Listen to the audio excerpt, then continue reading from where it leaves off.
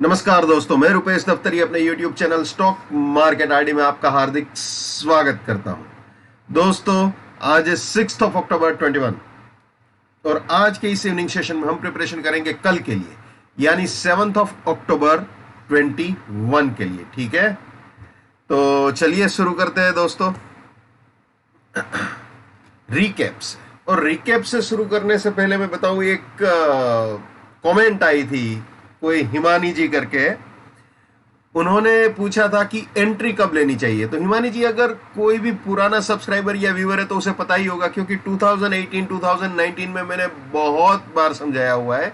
लेकिन एक बात सच है कि एक रिस्क रिवॉर्ड वाला स्लाइड मैंने कोरोना फर्स्ट वेव जब से हुआ तब से लिया नहीं है, यानी कि 2020 से मैंने वो स्लाइड नहीं दिखाई है। तो अच्छा हुआ आपने वो क्वेश्चन पूछा, मैं इस सेशन में वो स्लाइड भी दिखाऊंगा और एंट्री भी समझा दूंगा आपको। इनफैक्ट ऑनेस्टली अगर मैं आपको बताऊं तो एंट्री एग्जिट दोनों में हर एक वीडियो में बोलता हूं, हर एक वीडियो में बोलता हूं, और वो भी मार्केट शुरू होने से पहले। किसी भी सिचुएशन में कहां पे एंट्री हो सकती है, कहां पे एग्जिट, वो मैं बोलता हूं, लेकिन आज प्रिसाइजली बताऊंगा। और साथ ही साथ रिकैप जो दिखा रहा हूं उसमें भी आपको समझाने की ट्राई करूंगा। ठीक है ना, तो चलिए रिकैप से ही शुरू करते हैं भैया।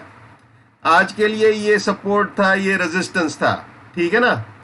और मैंने बताया था ये 895 जो है वो वीकली रेजिस्टेंस को रिप्रेजेंट कर रहा है।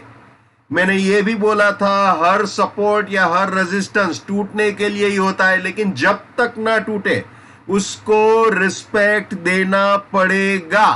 और ये हुआ आज, ठीक है। ये 895 को जबरदस्त रिस्पेक्ट मार्केट ने भी दिया और यहां से 2 बार गिरा। जी हाँ, बिल्कुल 2 बार बताऊंगा मैं। पहली बार 884 का जो हाई शुरू में सुबह सुबह को बना था, वहां से एग्जैक्टली ये सेल एग्जिट तक आया था। 777 का लो मारा था, अगर आपको याद हो। मैं आपको वो चीज 1 मिनट कैंडलस्टिक चार्ट में भी दिखाने की ट्राई करता हूं। जस्ट ए मिनट दोस्तों, मैं 1 मिनट कैंडलस्टिक चार्ट में आपको दिखा देता हूं। ये आ गए जी हम 1 मिनट कैंडलस्टिक चार्ट में, ठीक है। यहां पे दोस्तों आप देख सकते हो गाड़ी बिल्कुल यहां से सीधा ये 777 का लो लगाया था यहां पे। उसके बाद फिर से ऊपर गया, लेकिन पहले वाले हाई से ही थोड़ा नीचे ही रह गया, पूरा 884 तक भी नहीं जा पाया। मेरे ख्याल से 879 समथिंग पे गया था और वहां से गाड़ी सीधी नीचे आई। 748 वाला जो सपोर्ट था उसको चैलेंज किया, यहां पे नहीं तोड़ा, उछल कूद की थोड़ी बहुत, और उसके बाद बुरी तरह से गिरा सीधा first bearish target, second bearish target. अब क्वेश्चन हिमानी जी आपका ये है कि एंट्री कहां पे ली जाए, कहां पे एंट्री ली जाए। तो एक तो सबसे पहली चीज, जब आपको पता है 895 वीकली रेजिस्टेंस है, इंट्राडे का भी रेजिस्टेंस है, बियरिश करेक्शन भी पेंडिंग है, तो ऑब्वियसली यहां पे आप वॉल्यूम, स्मॉल वॉल्यूम में बियरिश करेक्शन प्ले कर सकते हो। तो मैं अपनी सपोर्ट रेजिस्टेंस वाली स्लाइड में आ जाता हूं। तो ये अगर आपका रेजिस्टेंस है, रेजिस्टेंस का मतलब ही हिमानी जी ये है कि ये सेलिंग का स्टॉप लॉस है। आई बात समझ में कुछ? ये 16 रुपया प्राइस फिल्टर का इसके अंदर जोड़ दो, 896 प्लस 16 कर दो, जो भी फाइनल फिगर आता है वो आपका रेजिस्टेंस बन गया। या टेंटेटिवली अगर मैं आपको बताऊं तो 17912 के करीब या 17913 के करीब जो बनता है वो आपका रेजिस्टेंस है या स्टॉप लॉस है सेलिंग का, स्पॉट का, ठीक है। तो वो आपका सेलिंग का रेजिस्टेंस बन गया और आपका टारगेट क्या है? 776। यानी अगर फॉर एग्जांपल आप 870 पे भी बेचती है निफ्टी, फॉर एग्जांपल आप 870 पे बेचती है, तो आपका जो रिस्क है, स्टॉप लॉस टोटल पॉइंट्स जो निफ्टी के बनते हैं वो अगर आप गिनो तो टेंटेटिवली 45 पॉइंट्स होते हैं, ठीक है। टेंटेटिवली अगर आप गिनो तो 45 पॉइंट्स, और नीचे जो टारगेट आपका बैठ रहा है वो अबव 90 है। यानी 1 रुपए का लॉस अगर होता है तो उसके सामने 2 रुपए का बेनिफिट है। अगर लॉस होगा तो 1 रुपया यानी 45 रुपया, और फायदा होगा तो 90 रुपीज यानी 2 रुपया। तो हमेशा जब भी आप पोजीशन लो तो इस बात का ख्याल रखो कि रिस्क रिवॉर्ड 1 के सामने 2 बैठे, उतना कम से कम उतना ख्याल रखना चाहिए। अब दूसरी चीज, यहां से सीधा बियरिश प्रोबेबिलिटी में आ जाते हैं। गाड़ी ने एक बार ये 748 तोड़ा तो सीधा ही 703 आया और उसके बाद सीधा ही ये 629, ये दोनों धड़ाधड़ अप्रोच हुए।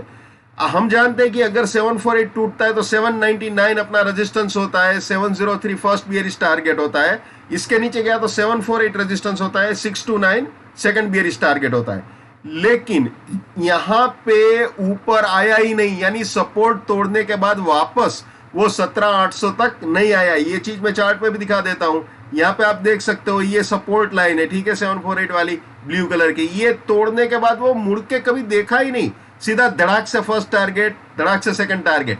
यानी ऐसे सिचुएशन में, कई बार ऐसे सिचुएशन भी हिमानी जी आते हैं जहां पे पूरा रेजिस्टेंस के पास नहीं आता है बियरिश मार्केट, या आपको एंट्री का मौका नहीं मिलता है, तो वहां पे दो चीजें पॉसिबल है हिमानी जी। एक, आप टेक्निकल एनालिसिस स्किल में पावरफुल है या आपको कॉन्फिडेंस है कि हाँ यहां से नीचे जा सकता है, तो जब आपने 870 या 884 के पास बेचा था तो वहां पे मान लीजिए आपने 3 लोट बेचे तो 2 लोट का प्रॉफिट बुक किया है और 1 लोट आपने रैंडमली खड़ा रखा हुआ है, तो उसको कांस्टेंट कैरी फॉरवर्ड करना चाहिए। और अगर आपने ऐसा नहीं किया है तो हमेशा रिस्क मैनेजमेंट या मनी मैनेजमेंट के हिसाब से ट्रेड को या तो आप अवॉइड कीजिए, या फिर आपका कॉन्फिडेंस स्काई हाई है कि यहां से गिरेगा ही गिरेगा, तो फिर हाईएस्ट रिस्क के साथ आप सेल करना चाहे तो कर सकते हैं। रिस्क आपका है, आपको कैलकुलेट करना है कि कितना, अगर स्टॉप लॉस ट्रिगर हुआ तो कितना लॉस होता है, ठीक है। ऐसा कोई गारंटी नहीं होता है पंखे की तरह कि हाँ एक बार सपोर्ट तोड़ा तो वापस ऊपर रेजिस्टेंस तक आएगा ही आएगा। अगर आता है तो बढ़िया है, नहीं भी आता है तो ये तो मार्केट है भाई, सलाम करना ही पड़ेगा। हम उसको ये नहीं बोल सकते कि यार हमको पता है तू बियर है लेकिन अब हमें गाड़ी में बैठना है, तू वापस ऊपर आ जा, ऐसा कोई रूल नहीं है, ठीक है। तो जिस तरह से मैं इस वक्त आपको बियरिश पोजीशंस के बारे में समझा रहा हूं, वाइस वर्सा आप बुलिश पोजीशंस के बारे में भी देख सकते हो, लेकिन इसको और डिटेल में भी मैं लूंगा अभी इसी सेशन में, अभी बताऊंगा आपको स्लाइड में। फिलहाल ये निफ्टी का रिकैप आपको समझा दिया मैंने, ठीक है। तो और निफ्टी के रिकैप के साथ साथ पोजीशन किस तरह से बनानी चाहिए ये भी समझा दिया है। 1:2 का रिस्क रिवॉर्ड हमेशा ख्याल में रखिए, और लंबी चौड़ी कोई झंझट करने की जरूरत नहीं है, कोई बड़ा रॉकेट साइंस लगाने की जरूरत नहीं है, ठीक है। अगर पोजीशन अपने हिसाब से मिलती है ठीक है, नहीं मिलती है छोड़ दो। यहां पे दिनों का कोई अकाल नहीं है, ऐसा कोई रूल्स एंड रेगुलेशन नहीं है कि अगर आपने ट्रेड नहीं किया तो आपको सूटेड साइड कर दिया जाएगा, ऐसा कोई रूल नहीं है, ठीक है। तो देखिए एक और चीज बता दूं, यहां पे आपने मान लीजिए सेल कर दिया, ये फर्स्ट टारगेट आ गया, अब दोबारा यहां आए, मान लीजिए कि कुछ लोग ने टर्मिनल है 10:30 बजे के बाद स्टार्ट किया है, तो वो सोच रहे नहीं यार मैंने तो ये एक स्विंग नहीं ली थी, अब वापस ऊपर आया है, वापस बेच तू नीचे आ जाएगा, तो लक बाई चांस यहाँ पे नीचे आया है, लेकिन हर बार ऐसी प्रैक्टिस करना मुनासिब नहीं है, ठीक नहीं है, क्योंकि एक बार आपने एक स्विंग ले ली है तो दोबारा उस स्विंग को अटेम्प्ट करना कभी कभी खतरनाक भी हो सकता है। लेकिन क्योंकि ये वीकली रेजिस्टेंस था और उसने वापस रिस्पेक्ट दिया, ये गाड़ी नीचे आई, लेकिन हर बार ऐसा ही हो ऐसा कोई जरूरी नहीं है। तो यहां पे आप अपने एक्सपीरियंस के हिसाब से डिसीजन ले सकते हैं। तो ये हो गई निफ्टी। अब आपको दिखा देते हैं बैंक निफ्टी। दोस्तों बैंक निफ्टी का तो बहुत ही जबरदस्त था भैया, उसने ये फर्स्ट रेजिस्टेंस उड़ाया, इसका भी मैं आपको 1 मिनट कैंडलस्टिक चार्ट में समझा दूंगा।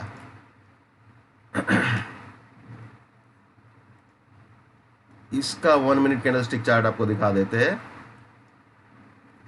ये है बैंक निफ्टी, ठीक है। यहां पे दोस्तों आप देख सकते हो बैंक निफ्टी ने यहां पे रेजिस्टेंस के साथ थोड़ा बहुत बार्गेनिंग किया, बाद में सीधा फर्स्ट बुलिश टारगेट 38,000 के आसपास का, ठीक है। उसके बाद ये नीचे आया बिल्कुल अपने सपोर्ट के करीब। तो हिमानी जी यहां पे आप पोजीशन बना सकते हो, मेरे ख्याल से 60-70 रुपीज का यहाँ पे स्टॉप लॉस था और ऊपर टारगेट जो था वो करीब 180 रुपए का था। यानी कि अगर आप देखो तो 1 रुपये का आपका स्टॉप लॉस था और 3 रुपये का टारगेट था, वो यहाँ पे अचीव हुआ, तो इस हिसाब से पोजीशन ले सकते हैं। इन शॉर्ट कहने का तात्पर्य बहुत सिंपल है, या तो आप रिस्क रिवॉर्ड रेशियो 1:2, 1:3, 1:4 के हिसाब से रखिए, या फिर आपको कोई रिस्क की ट्रेड करना है, तो वो आपके कॉन्फिडेंस या टेक्निकल एनालिसिस स्किल पे डिपेंड करता है। ठीक है, तो ये आपको ख्याल रखना है। तो ये सिचुएशन है। बैंक निफ्टी में ऊपर भी गया, ये फर्स्ट 38,000 वाला जो टारगेट था वो अचीव किया, उसके भी ऊपर गया with price filter time filter, उसको उड़ाया ऑलमोस्ट। इसमें भी जिस तरह से निफ्टी में वीकली रेजिस्टेंस के पास आया था, उसमें इसमें भी वीकली रेजिस्टेंस को अप्रोच करने की ट्राई की, लेकिन यहां से गिरा, बुरी तरह से गिरा। इसमें एक बियरिश करेक्शन भी पेंडिंग था, ऊपर से ये बियरिश रिवर्सल भी हुआ, आप देख सकते हो। यहां से गाड़ी स्लिप हो गई, ये लाइन सपोर्ट था, ये सपोर्ट था, ये उड़ा दिया उसने। सपोर्ट उड़ाने के बाद कभी पीछे मुड़ के ही नहीं देखा यार, सीधा नीचे आया, सेल एग्जिट पे भी आया और बाद में ये सपोर्ट भी तोड़ा और नीचे आ गया। ये भी मैं आपको स्लाइड में दिखा देता हूं बैंक निफ्टी की। ये बुलिश प्रोबेबिलिटी में इसके ऊपर गया था, तो 37902 सपोर्ट था, ये टारगेट था, पूरा यहां तक नहीं आया। मैंने बताया था ये चीज वीकली रेजिस्टेंस को भी रिप्रेजेंट कर रही थी, जिस तरह से निफ्टी में 895 कर रहा था, बैंक निफ्टी में ये कर रहा था। जिसने वीकली सपोर्ट रेजिस्टेंस देखे होंगे उसको याद होगा। फिर भी एक बार आपको दिखा दूं, यहाँ पे ये वीकली सपोर्ट रेजिस्टेंस, ये आप देख सकते हो, ये वीकली की रेंज है। ठीक है, तो ये चीज थी। वापस आ जाते हैं। अब दोस्तों ये 902 का उसने सपोर्ट उड़ा दिया। 902 का सपोर्ट उड़ाने के बाद सीधा 790 और 790 के भी नीचे गया, सीधा आ गया वापस इस स्लाइड में।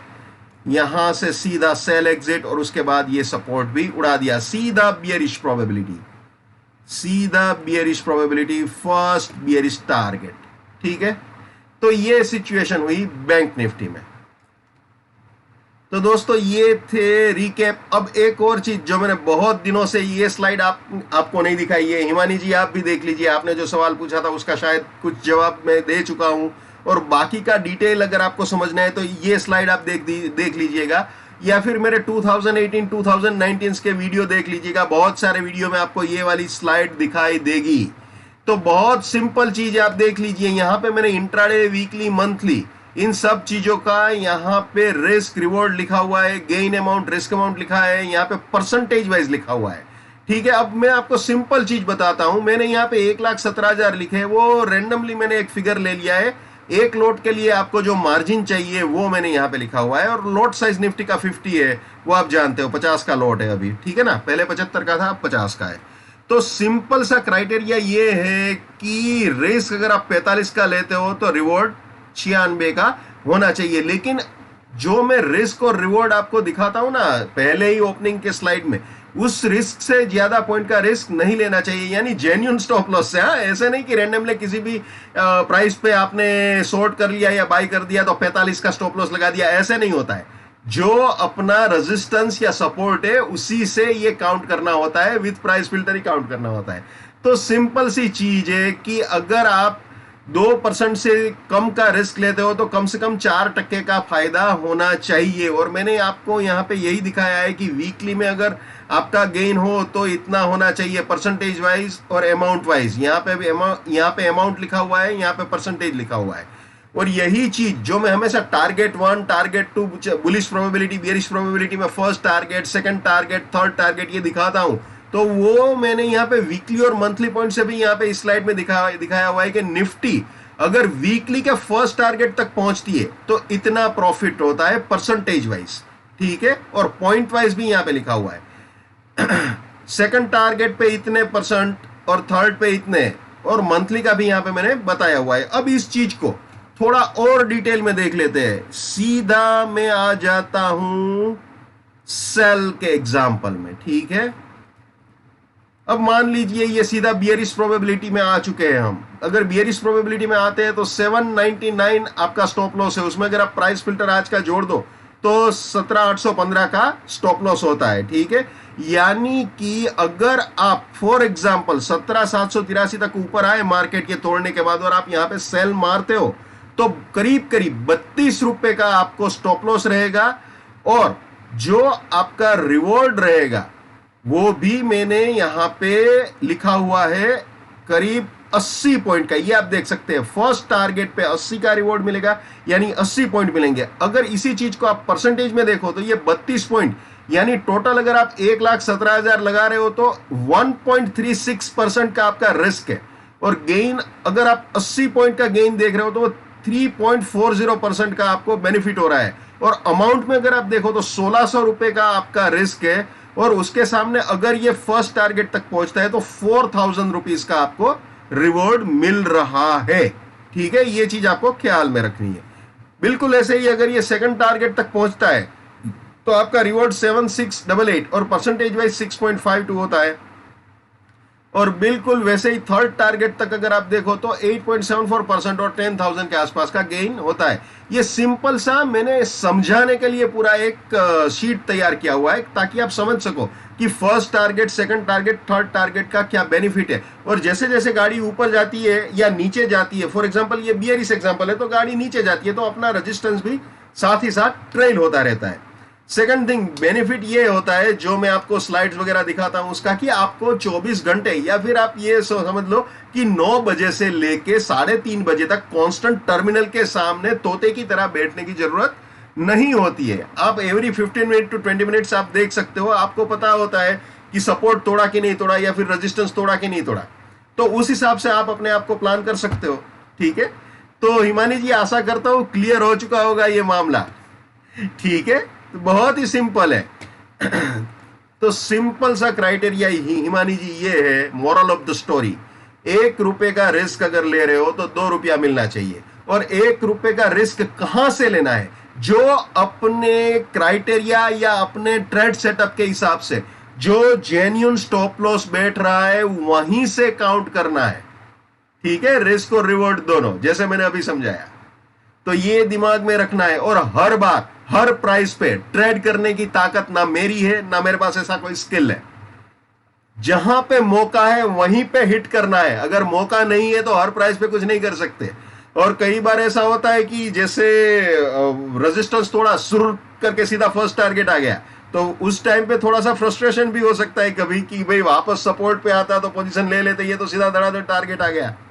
तो कभी कभी हो भी जाता है। वहां पे अगर आपके पास टेक्निकल स्किल है और आप इनिशियली पोजीशन लेके बैठे हो तो फायदा होगा। और जहां पे आपको वीकली मंथली दोनों दे रहा हूं, मैं हमेशा वीकली को बड़ा भाई कहता हूं। मैं ये वर्ड बहुत पहले यूज करता था, अभी मैंने कई दिनों से यूज नहीं किया कि बड़ा भाई डंडा लेके बैठा है यार। जैसे अभी 895 या 36 ये बैंक निफ्टी में हुआ अपना 38,100 के पास, तो वहां पे बड़ा भाई डंडा लेके बैठा था, यानी वीकली का रेजिस्टेंस वहां पे था, तो वहां से तो नीचे आना ही था। ठीक है ना। तो अगर मैं जैसे हमेशा बोलता हूं, रेजिस्टेंस जब तक ब्रेक नहीं होता उसको रिस्पेक्ट देना पड़ेगा। यानी अगर आप बाय में है तो गाड़ी अगर वीकली रेजिस्टेंस को अप्रोच करती है तो वहां पे अपना बाइंग का प्रॉफिट बुकिंग या पार्शियल प्रॉफिट बुकिंग तो कर ही लेना चाहिए। अगर रेजिस्टेंस उड़ा दे तो फिर बढ़िया है, तो अपनी बाइंग पोजीशन को कैरी फॉरवर्ड करो, जो भी आपने कैरी फॉरवर्ड की है।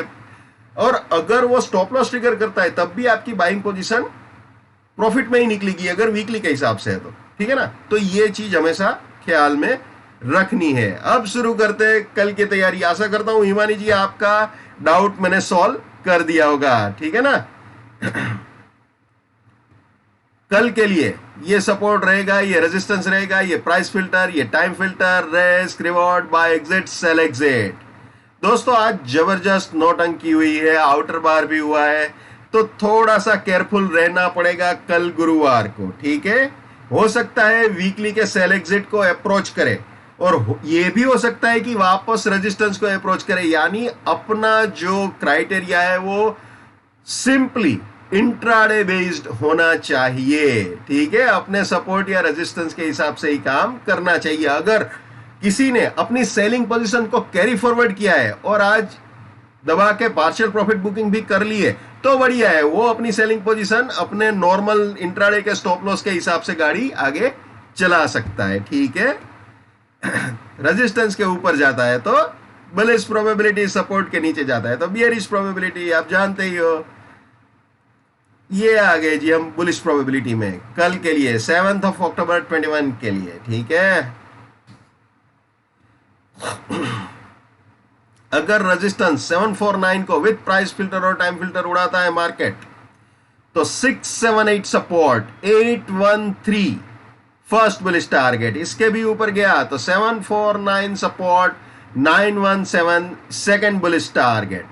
इसके भी ऊपर गया तो 813 सपोर्ट, 991 फाइनल बुलिश टारगेट हो सकता है। एक और चीज बता दूं दोस्तों, आप जानते ही हो, आज तो खैर आप जलवा देख ही चुके हो, फिर भी दोबारा रिपीट कर दूं, ये 813 से 917 वाली रेंज है वो रेजिस्टिव रेंज है, वीकली रेजिस्टेंस को रिप्रेजेंट कर रही है, ठीक है। इनफैक्ट आइडियली रेजिस्टेंस यही है, लेकिन मैंने जानबूझकर आपको 749 इनिशियल रेजिस्टेंस दिया है क्योंकि वीकली रेजिस्टेंस ये पूरा रेंज है, ठीक है। तो यहां पे ख्याल रखना है, ठीक है। अगर ये उड़ाता है मार्केट 749 तो यहां पे बिल्कुल शार्प आई रखना है इस सपोर्ट पे, ठीक है। सॉरी, ये अगर 749 उड़ाता है तो 678 पे शार्प आई रखना है, ठीक है। 749 जब तक नहीं उड़ता है तो तब तक तो ठीक है, 542 सपोर्ट है, लेकिन 749 को उड़ाने के बाद 678 पे शार्प आई रखना है। अगर 678 टूटता है तभी बियरिशनेस होगी, वरना फिर ये इस रेंज में घूमने की ट्राई करेगा और सीधा ही गैप अप या गैप डाउन होके, जो मैं हमेशा बताता हूं, फिर से रिपीट कर दूं, यहां पे गैप अप पहले ही 15 मिनट में अगर रेजिस्टेंस के ऊपर या सपोर्ट के नीचे चला जाता है तो विथ प्राइस फिल्टर रेजिस्टेंस के ऊपर या सपोर्ट के नीचे पहले ही 15 मिनट में जाता है तो कुछ भी वैलिड नहीं रहेगा, सारा ट्रीटमेंट चेंज हो जाता है, ठीक है। तो ये ख्याल में रखना है, इस रेंज को वीकली रेजिस्टिव रेंज के हिसाब से देखना पड़ेगा, ठीक है। तो यहां पे केयरफुल रहना। एक और चीज, रास्ते में कहीं पे भी सपोर्ट अगर टूटता है तो वहां पे अपनी बुलिशनेस को टाटा बाय बाय बोल देना चाहिए, जैसे बैंक निफ्टी में आज हुआ था, ठीक है। ये हमेशा याद रखना है भाई, my bullishness lives till my support lives, my support finish, my bullishness finish, my bearishness lives till my resistance lives, my resistance finish, my bearishness finish. ये भी हमेशा याद रखना है। नेवर बाय रेजिस्टेंस और buying exit, never sell at support और selling exit. Let's maintain trading discipline, let's do money management, let's do risk management, let's win. दोस्तों, मैं अपना टेक्निकल एनालिसिस का नॉलेज चार्जेबल बेसिस पे शेयर करता हूं। 72,000 rupees मेरा फीस है और दशहरे के बाद मैं 81,000 फीस कर दूंगा, ठीक है। आफ्टर दशहरा 81,000 मेरा फीस हो जाएगा, ओके। वापस आ जाते हैं निफ्टी में। बुलिश प्रोबेबिलिटी तो हमने देख लिया, बियरिश प्रोबेबिलिटी देख लेते हैं भैया। ये आ गए बियरिश प्रोबेबिलिटी में, अगर इस सपोर्ट को विद प्राइस फिल्टर और टाइम फिल्टर तोड़ता है तो 613 रेजिस्टेंस, 478 फर्स्ट बियरिश टारगेट, इसके भी नीचे गया तो 542 रेजिस्टेंस, 374 सेकंड बियरिश टारगेट, और इसके भी नीचे गया तो 478 रेजिस्टेंस, 300 फाइनल बियरिश टारगेट हो सकता है। और एक और चीज आपको बता दूं, ये जो चीज है ना 300, ये वीकली सपोर्ट को रिप्रेजेंट कर रहा है। अगर इसके भी नीचे गया तो फिर वीकली सपोर्ट खतरे में आ जाएगा, लेकिन ये वीकली सपोर्ट है फिलहाल, रिप्रेजेंट कर रहा है, ठीक है। तो यहां पे थोड़ा केयरफुल रहना है, या फिर ये रेंज आप पूरा बोल रहे हो 374 to 300, ये भी बोल सकते हो, जैसा आप ठीक समझो। आपने वीकली मैंने आपको दिखाया हुआ है तो आपको पता ही है। और मैं दोस्तों जब भी बोलूं इसके ऊपर जाएगा या इसके नीचे जाएगा तो ऑब्वियसली विथ प्राइस फिल्टर और टाइम फिल्टर ही उसको काउंट करना है, प्राइस फिल्टर टाइम फिल्टर को कभी भी नहीं भूलना है, ठीक है। तो ये तो हो गई जी निफ्टी। इसका वीकली आपको दिखा दूं अभी, जैसे मैंने समझाया आपको, ये सपोर्ट रेंज जो मैंने अभी आपको बताया, ठीक है, ये सपोर्ट रेंज रिप्रेजेंट कर रहे थे वो दो लेवल जो मैंने अभी आपको दिखाए।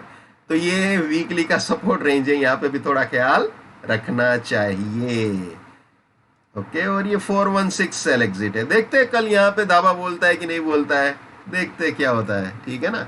लेकिन जो जो चीजें मैंने समझाई है वो केयरफुल रहना आप लोग।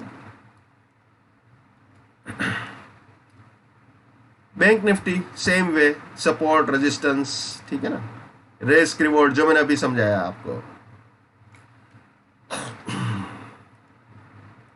ये बुलिश प्रोबेबिलिटी कल के लिए, यानी 7 अक्टूबर 21 के लिए bank Nifty intraday point of view से, क्लियर। ये वीकली रेजिस्टेंस रिप्रेजेंट कर रहा है, या फिर आप ये समझ लो 37926 से 38176 वाली पूरी रेंज वीकली रेजिस्टेंस रिप्रेजेंट कर रही है। यहां पे थोड़ा केयरफुल रहना पड़ेगा, ठीक है, अगर आता है यहां तक ऊपर तो, ये बियरिश प्रोबेबिलिटी। जैसे निफ्टी में समझाया है दोस्तों, बिल्कुल उसी तरह से है। ठीक है,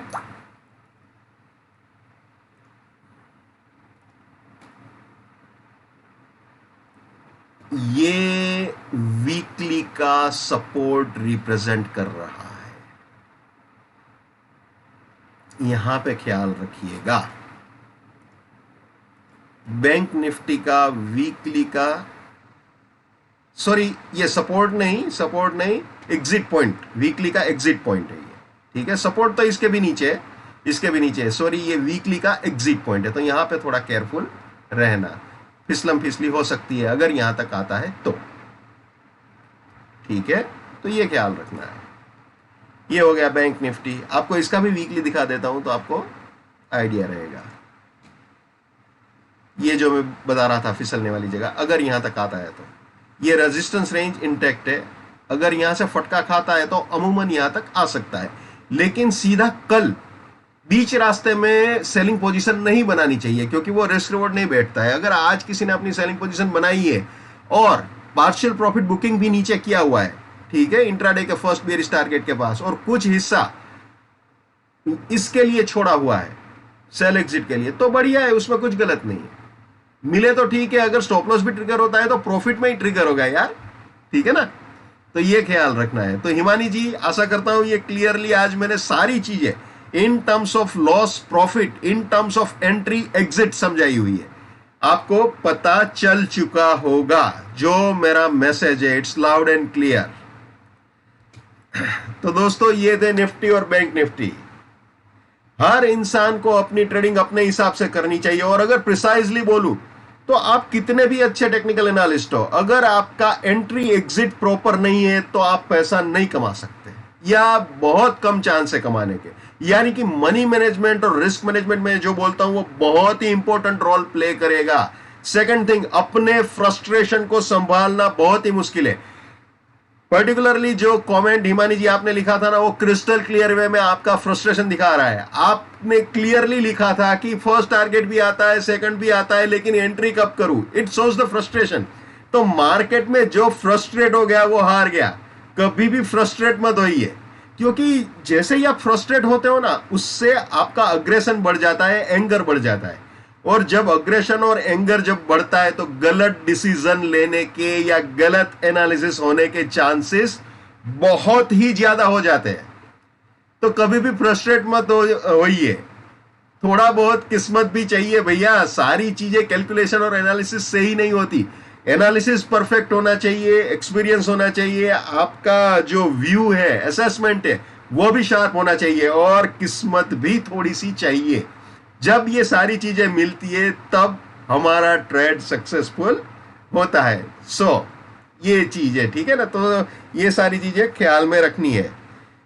और कोई भी इश्यू हो जो मैं यहाँ पे आपको कन्वे कर सकूं with in my limits, with in my criteria, तो मैं डेफिनेटली आपको रिस्पॉन्ड करने की ट्राई करूंगा जितना मेरे बस में होगा। ठीक है, जो मैं हमेशा बोलता हूं आज फिर से रिपीट करूंगा, हर इंसान को अपनी ट्रेडिंग अपने दिमाग से करनी चाहिए। पैसा आपका है, रिस्क आपका है, तो दिमाग भी आप ही का होना चाहिए।